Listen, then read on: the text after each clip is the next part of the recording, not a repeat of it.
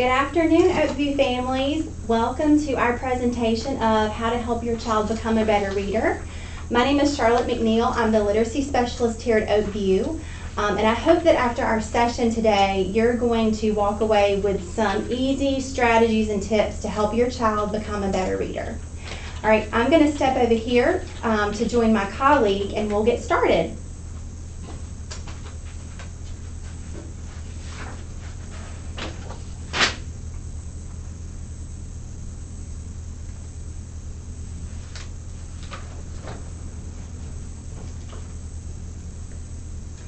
Okay, so joining me today is Ms. Sharon Long. She is our other reading interventionist, and we work alongside one another, supporting children in their reading and writing throughout the day. We are more than 6 feet apart right now, so we're going to go ahead and take our mask off so that you can see our faces. And we will go ahead and get started.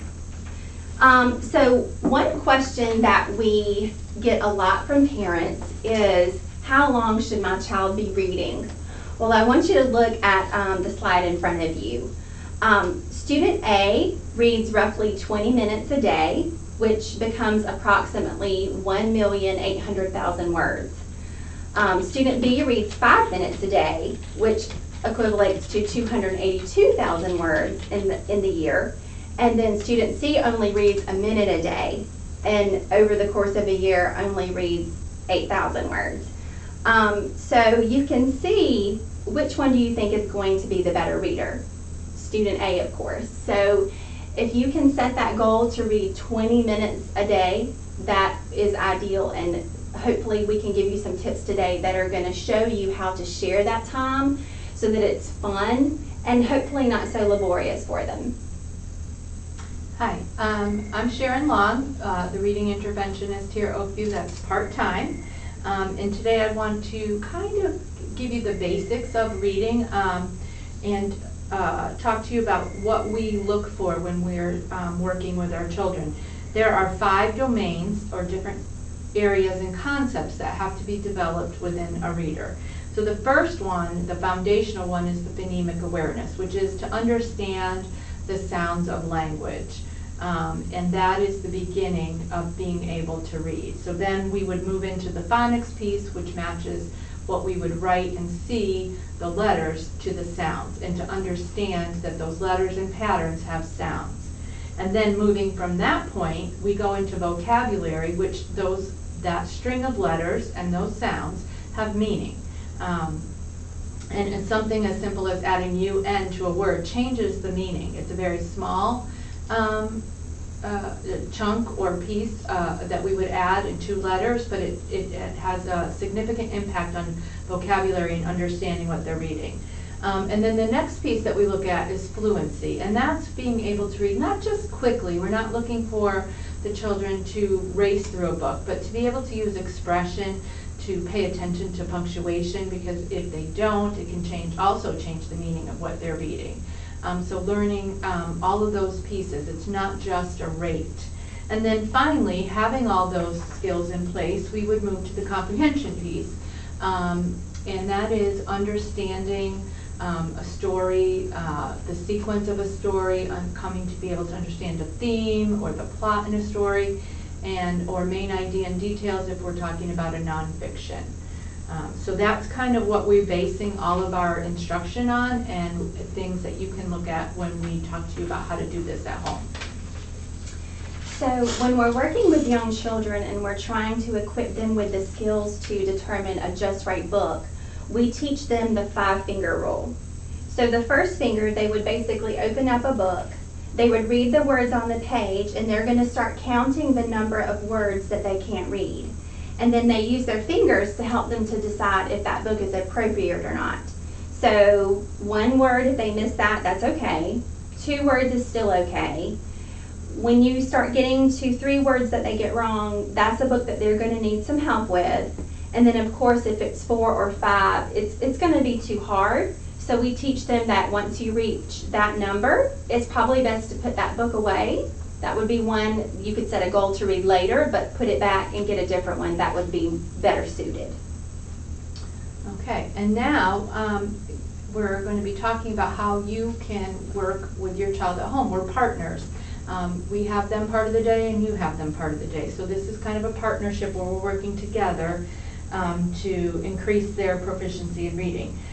So how you read with a beginner reader there's a lot of conversation that takes place around the book. So you can introduce the book, take a picture walk, we call it, or just go through the book and notice what the author has included in the pictures, and talk about that, and kind of stir up any knowledge or connections that the child already has before you start reading.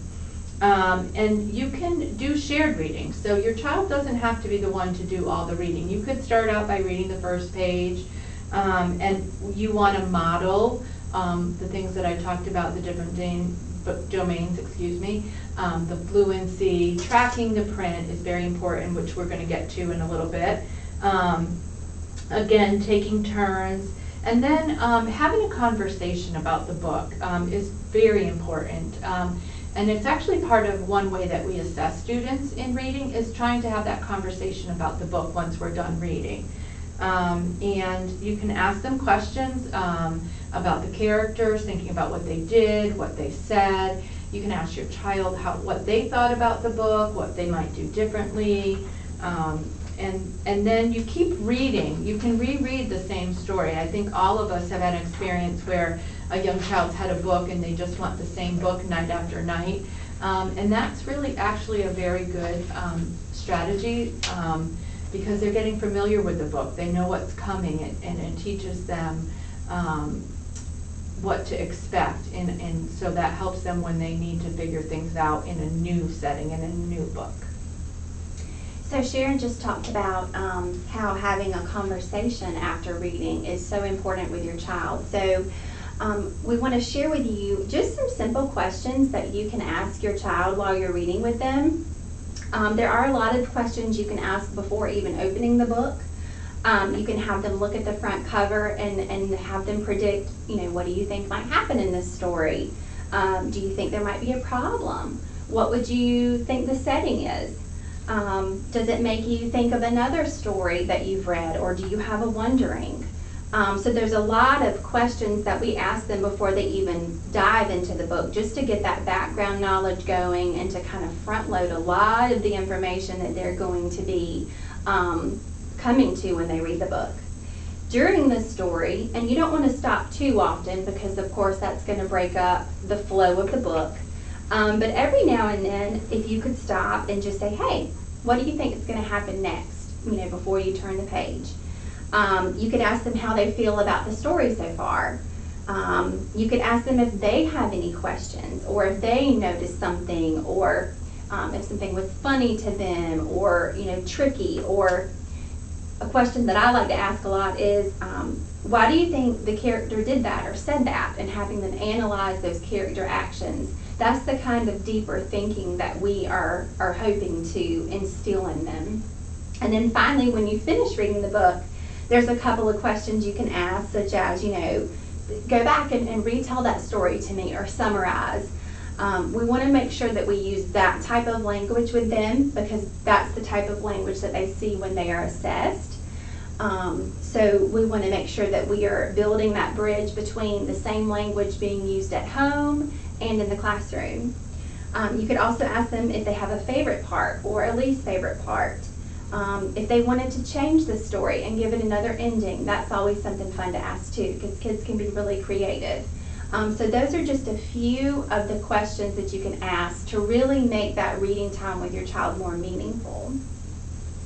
And along those lines, reading with your children, Charlotte began with talking about the minutes. And so most teachers in K through 2 are requiring 20 minutes of reading a day. And so that seems kind of daunting for maybe a beginner reader to read for 20 minutes. It doesn't have to be the child doing all of the actual reading of the words. It can be a shared experience, and remember, you've been their first teacher. They have been with you longer than they have with us, and so they began learning to read and listening to stories at your lap, on your lap. So you can read aloud to them, and that is perfectly acceptable and actually a very great strategy, because you're going to be giving them vocabulary that they wouldn't be able to read on their own, but they're hearing it. So having them listen to a read aloud, a favorite one or new one, is a great way. And as you're doing that, a way to help them is to track the print, to show them where you're reading and how you're moving from page to page.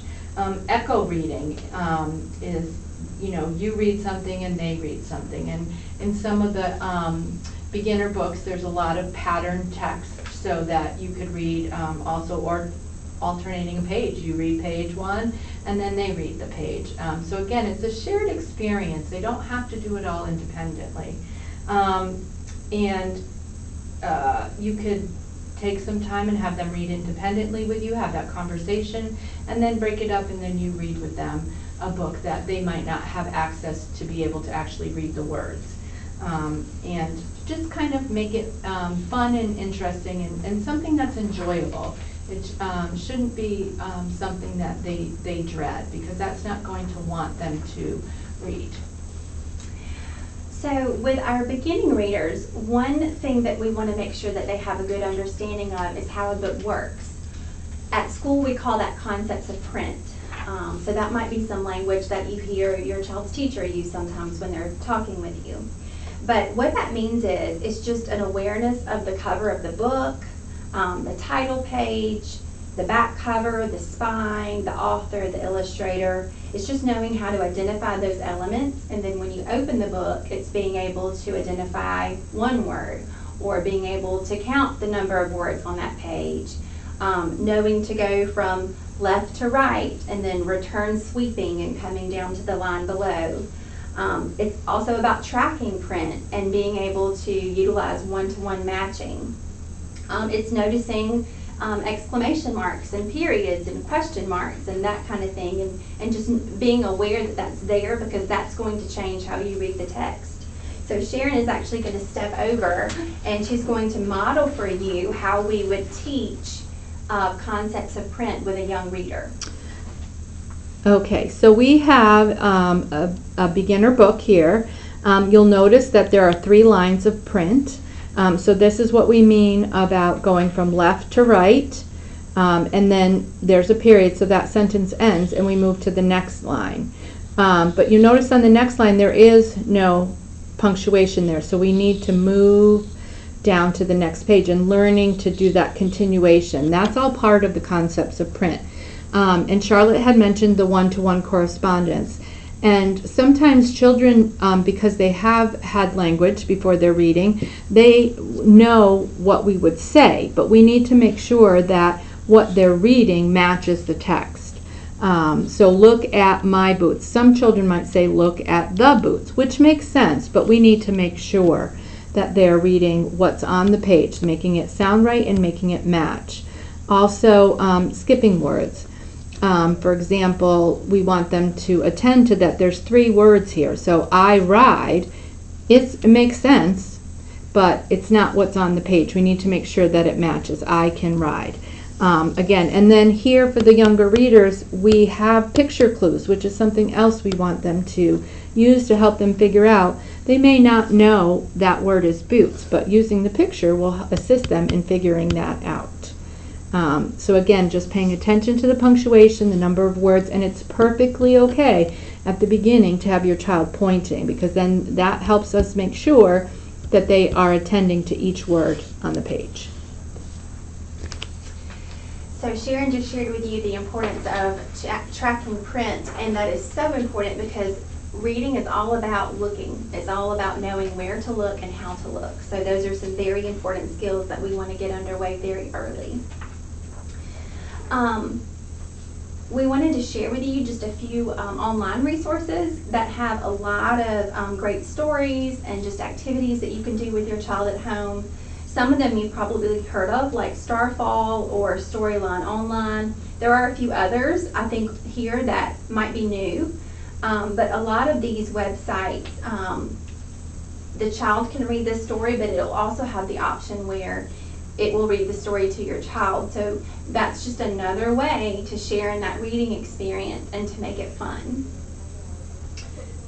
And then we've talked a lot about print and words and language, and I want to discuss sight words. And a lot of terms are thrown out at you and sent home. Some teachers call them high frequency words and or word families and sight words. And so sight word really is a word that does not follow a phonetic spelling pattern. So the child needs to be able to recognize and spell the word on sight. And an example of that would be said.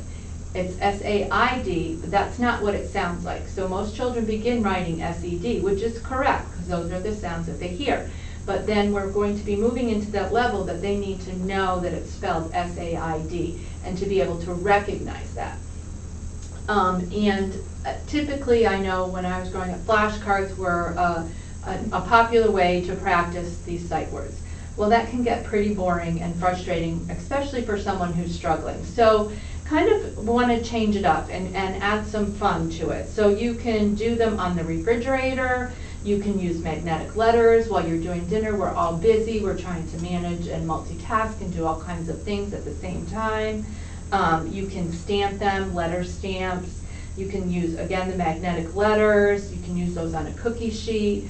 You can have them spell them out with finger paint or special markers. Mr. Sketch has those nice smelling markers a lot of kids like. You can write them in chalk on the driveway. There's all kinds of different ways to be creative and just get that practicing, because that is one way, and it's probably the most important, it has the most impact, is lots of repetition, especially for these sight words. And so to do it in a way that's not boring, that the child wants to do, so you can change it up. And those, I'm sure, are coming home with you in your children's folders and work. So building a bank of sight words is very important for our emerging readers, but as they begin to get more proficient at calling those words quickly, we then kind of shift that focus to more vocabulary type strategies. So we want to offer you just a couple of fun ways to teach vocabulary. One thing is to have a word of the day. You know, at the beginning of the day, pick a new word and, you know, see how many times you can use it, explain what it means. That's always fun. A lot of different board games like Apples to Apples and Taboo, those types of games foster good vocabulary and good conversation centered around that. You can play word detective. As they're reading a book with you, maybe it's the read aloud that you chose that night. They can find the word they don't know, they can write it down, and they can go look it up. Using the dictionary is also a skill that we need to be teaching as well. Teaching them to be researchers and how to problem solve and find out the answers for themselves. You can have a word jar where, you know, it's a jar that you have maybe sitting on the counter or the table, and any tricky word that they come to when they're reading that they don't quite know, put it in the jar. And then, you know, each day choose one out and kind of make that almost like your word of the day. So there's a lot of fun ways that are really easy and don't require much, you know, many materials or anything like that to really hone in on that vocabulary conversation with their child. Okay, and to dovetail with the vocabulary and sight words, we'd like to encourage to play games with words. I know one that we've done many times is Hangman. That's a simple way. You know, you can choose a category. We're gonna choose sport words, or we're gonna choose pet words, and just something simple like that, and playing that together. Again, using magnetic letters. A lot of students like to do that. Another one is, if you do have flashcards, I know I have a granddaughter, she's 5, she loves to play Go Fish.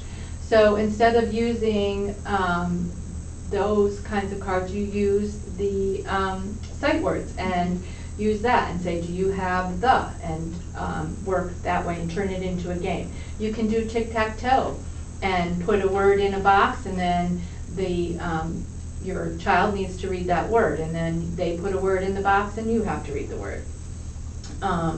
You can do, when you're driving in the car and you're going places, reading some of the signs and the labels on things can be a way. Having them look for a certain kind of word or a particular word to see if they can find it while you're going to soccer practice. Trying to figure ways out to fit everything in because we all are very busy. You can put cards on the floor and have your child like Twister or hopscotch and hop onto them. So use your creative juices and what your child likes and to find ways to kind of just keep practicing those words. We are so happy that you could join us this afternoon. We hope that we were able to share with you some easy tips and strategies to use at home with your young reader. If you need anything or have any other questions, please do not hesitate to reach out and email us. We provided you with our email address and our phone number also, so we're looking forward to helping you in any way that we can and partnering with you. We hope that you'll have a great year and have a great afternoon. Bye. Bye.